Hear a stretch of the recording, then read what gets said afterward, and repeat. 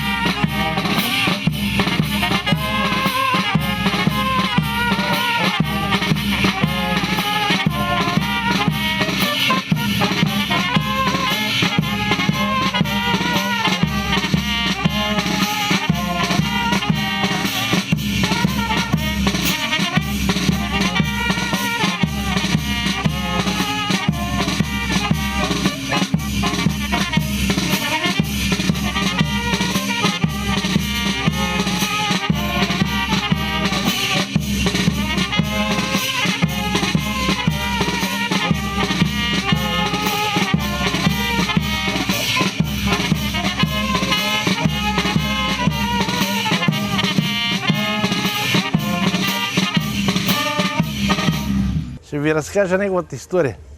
Той беше един долен пияница, крадец и затвора се. За дреболие.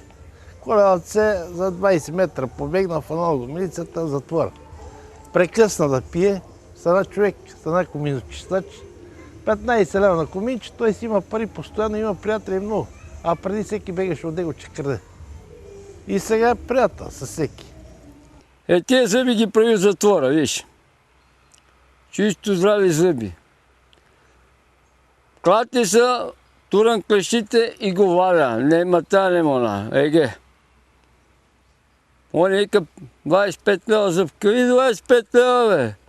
И аз почна вада на орта зъбите, бе, ба. 25 лева. Ония патежите ми откарат на един заек на брат ми. И брат ми вика, патежа, взема заека, я отивам. Лова! Взимам си заека, но две ярите мъники по-мънички е заек. Едното изкочи, ярите на другото влезна. Торах ярето под мишката, това заека е наш. Но ярето го назака, че беше по-малко от заека. Закачи заека моя. И ярото беше и додела на патешката. И му осъдя за един заек. Наш заек, че си го вземах, му осъди 3 години затвор, което не трябва да бъде така.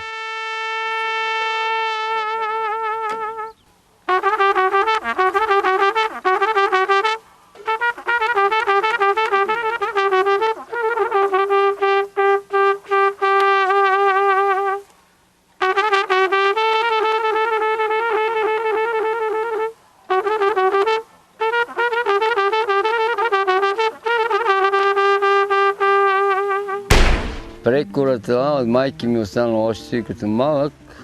Зика и така си остана. Копа гроб да те кеф да умреш. И на подмо, и на... Как го сакаш така? До обед 2 се копават. И я правих един гроб. И те мале, мамо, как го направи, значи... Я кажа, ще викам я. Викам, аз го правя за цял живот. Като правиш, ще го прави с кеф да го, не... Изкопава го крив, па така, като го направиш. Само бачкам такива работи на акорд. Цяла бригада не може да работи сме, аз работя сам. Волк единя. Тук съм с кучето, как съм прегнал кучето от снега, Кучето има тегли, бая го като коне. Дънди крокодила, с каква картина. Железният мъж.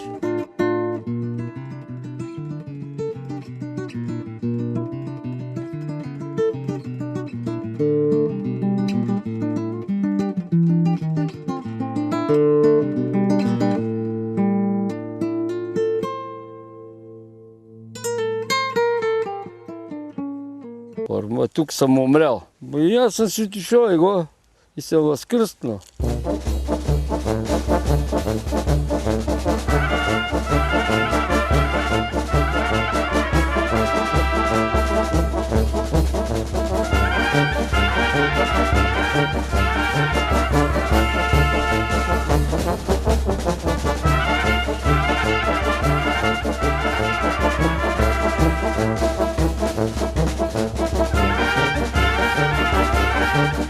Лъжето и на здравото, какво ставаш?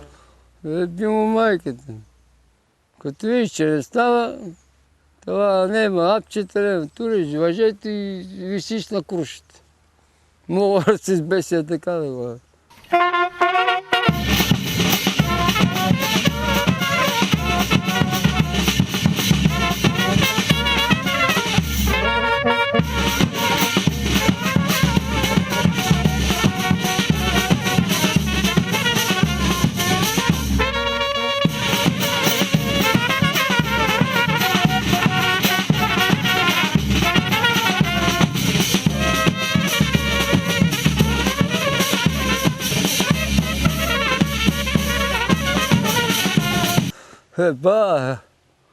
Това, че изгони жената и вземах една служебна уж, тя едно роди, още едно роди. Да, не мога умеси, не мога сготви, не мога яйца. Па за тебе папутката май, аз си отивай там, деца си ги остави при мен, гледам си ги. Какво да вземеш, не мъжени вече. Кога пиех гелове да ги по 5-6, сега спрех пиенето, няма путки. Откак ти умре, колко путки, колко саки си. Ще донапа накрая да ми скочи късмета, някаква бабичка, 45-50 години.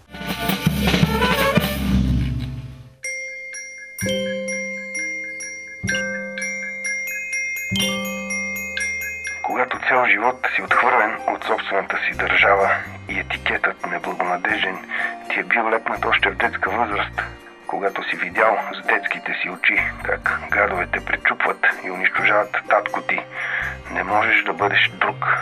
Оставаш си разгневен и непримирим към целия свет и за цял живот. Павел Беров не е антикомунист, защото антикомунизмът е някакво покварено, интелигентско отношение, някаква мода за хора, нарекли се после репресирани. Той никога не се е кичил с тая титла репресиран.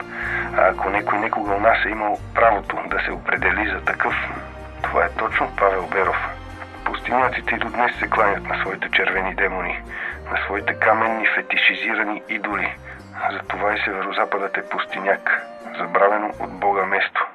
Демоните с радост го доубиват. Аз съм роден през 1939 година.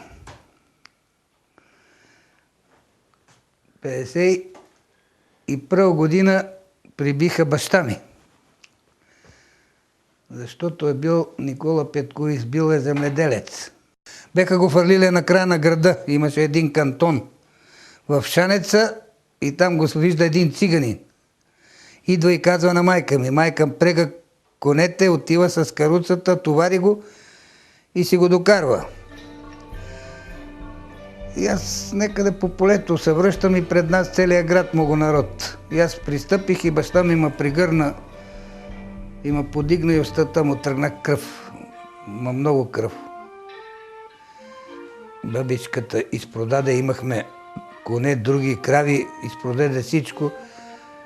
1 грам стрептомицин тогава струваше 5000 лева.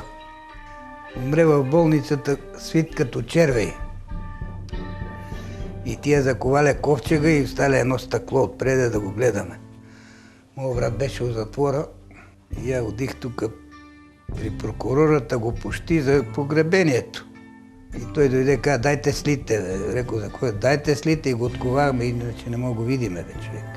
И това ти не дават. Умрял баща ти, го заковаля и ти не дават да го видиш, бе. И оттам ни почва терора на нас с моят брат. Няма къде да идеш на работа, никъде ти не дават работа. Станах шофьор, отидох в София, имах братовчеди на майка, сестра в София. Беше в международния гараж и той ме накара да шофьор в международния, ма трябваше да взема досе от тук, от Бяла Сатина и от полицията, от милицията ми дадаха едно досе по-тъмно от на Хитлер. Абе, тия много народ се избиле. Христо Ничев и Неко Йотов и двамата са. Един е първи секретар на партията, един е бил кмет на града. Можал съм да ги търся, поне дето са прибиле баща ми, ама нямаше как. Я бехме рекли на Христо Ничев да го връжа за платформата и да го влача през целия град некога, ама той умре от страх. И той и Неко Йотов ти умре от страх, че ти му го пак усъправиле. В нашата улица се казваше Янко Секъзов. И те нова табела служили на нашата къща Ристо Ничев. Маникият ми син, той ме държи тук на раменете, стои яко момче, така той ме държи, я откачих табелата от къщата и ги зафърли. И там сега седи, моят брат си пече кебабчета у неки.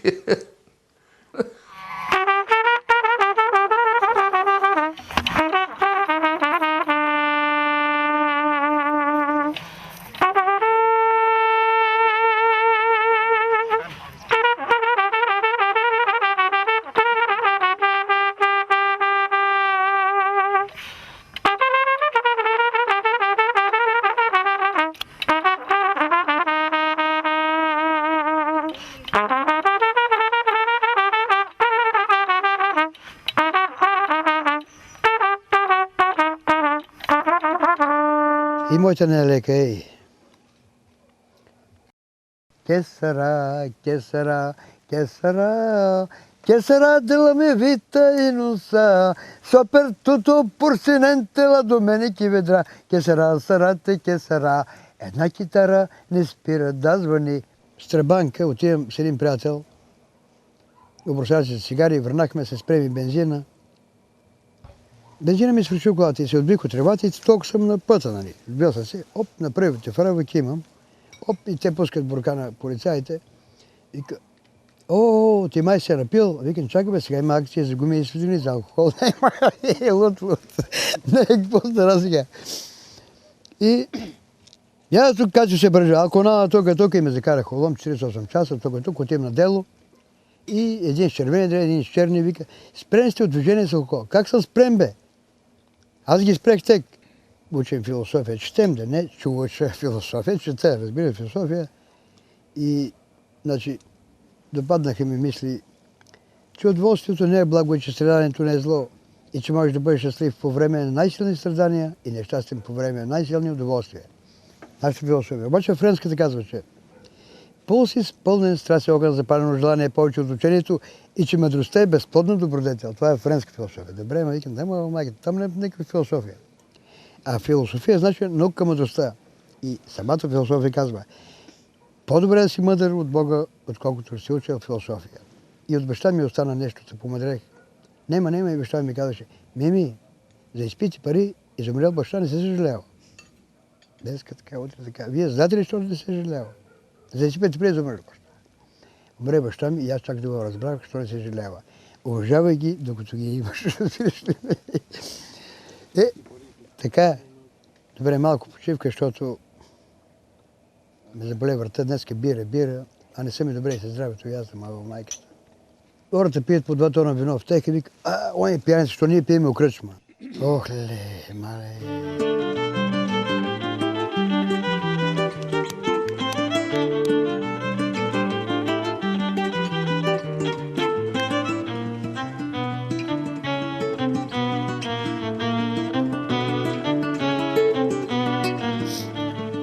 Ракията стабилна, да.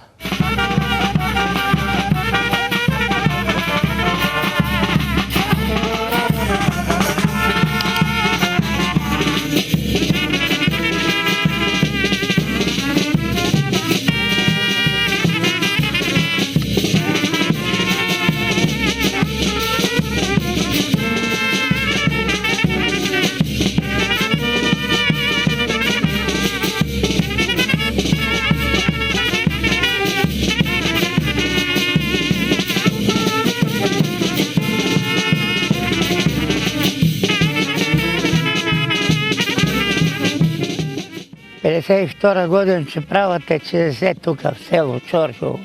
И почна да привикват хора. Почна с мене да влезнем в ТЧЗ. Рекох, не може да влезнем. Защо не можеш? Не може да влезнем, защото това всичко, което го имам, съм го купил. И дам всеки декар, всеки сантиметър, колко пари струва. А като влезнем с капка маслило, че подпишем и всичко, че вземете, и аз съм си патова. Че влезнеш. И и почна да ме привикват всеки ден. И аз отказа. Казал съм един път край. И направя ТЧЗ тук и ела сега стан до тук. Или улаза от ТЧЗ, или ще оставим и ще даваме на страна имот да работиш. Реко, правете какво щете. И почна вече да ме морят. Нямам право да се движим по черни пътища, биле на ТЧЗ-то. Нямам право да правим водопой с стоката на Чоршовски район. Понеже това било всичко на ТЧЗ. Имам право да поем стоката само дом. 1958 година ме закара, ме викна общината една заран. Това време, нощта беше валело дъжд. Отидох в общината, заранта, що ме викате? Квартал не те вика. Отидох при него, за кого ме викаш? Он турал пистолета на масата и ще ти кажем, що те викам, ама сърдито. Изгледна и влезна, с улазана, носеше коса, като вазам в едната косата, дигна ме, удари ме от земята и с бутушите почна да ме гази. Ритах от тук, оттам джаса бие, взе пистолета, удари ме те, тук ми е сточил кокала главата, убя ме кръв. Удари ме с ръка от това уши и с това пойде кръв. Спока ми тъпанчетата и днеска не чуем. През това време, кога да ме би, дойде един милиционер при него, вътре. Пита го, какво става? Казват, дай да малем един трън от пътя. Само за него няма ТЧЗ, за него няма това. що се трови душите на кооператорите всеки ден.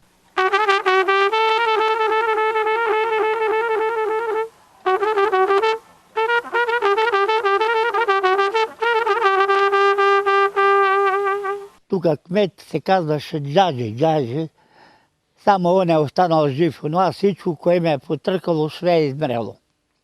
Дойде 10 ноември, ги замете, ги завлече всичките. То Джаджи остана, сега Кьоров и двете очи ни види, ни чуе. Ни ма оди в старчески дом, няма кой да го гледа. Ни има синове, ни дъщери, бездетен.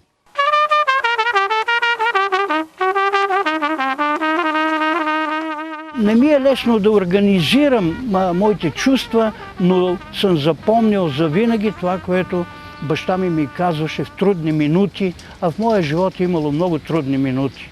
Ела си на село да станеш маничък. Да станеш маничък. Това е нещо, което е много особено. От една страна, ако си началник, ако си директор, ако си художествен ръководител, ела да станеш никога. За какво ти е да мислиш за това? А от друга страна, ако си станал с много мъка, с много болки, с много проблеми, ела си да станеш дете, да почнеш от никъде. Винаги си спомням тая приказка, ела си, сине, ела да станеш маничек. И ставаш маничек, спомняш си ливадите, детските игри, тишината, мерките на онова време. Те бяха на копрали. Една копраля след изгрев, 2 копрали, обед, пладни, обърнете внимание. И киндие, надвечер, привечер, помръкнало, нощта, полунощ, първи петли, втори петли, трети петли, призори, заранта, утрото и пак. Една копраля, 2 копрали. Това бяха нашите мерки и винаги, когато си спомня тия мерки, в мене оживява детството. И сигурно това е гаранция, че вече остарявам, защото мерките преди бяха други и когато бях млад, все си мислех за напред, а сега, като остана сам, се връщам назад и непременно спирам в детството. И знаете ли, най-обичах, когато слънцето застане на една копраля над Давидова могила, преди да гавне, и извираше една песен. Замумена девойка, стара певица, млада невеста, прекрасните северозападни песни. Жаждата на тия хора от нашия край, те са родени не егоисти, знаете ли, те страдат, ако не са на куп. Той е край, в който разболяването на едно дете беше бедствие. Не само за семейството, за цялото селище, в което е това дете. Това беше на съпричастност, на съчувствие, на взаимопомощ, на добра дума, на другарско рамо. И никога няма да забравя, когато тръгнах по големия свят да уча, че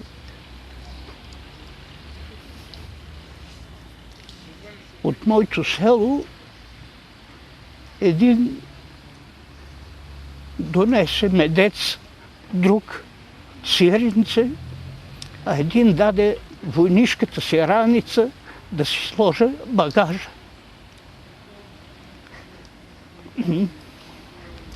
Това не се забравя и винаги е свързано с този край, в който се надявам и вярвам, че растат прекрасни млади хора. Аз не съм от тия, които казват, младежта ще затрие света.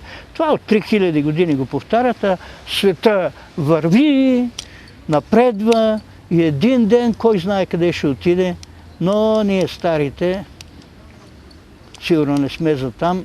Живота си знае работата и както казва баща ми, да съм жив един ден да умра и ще се рода.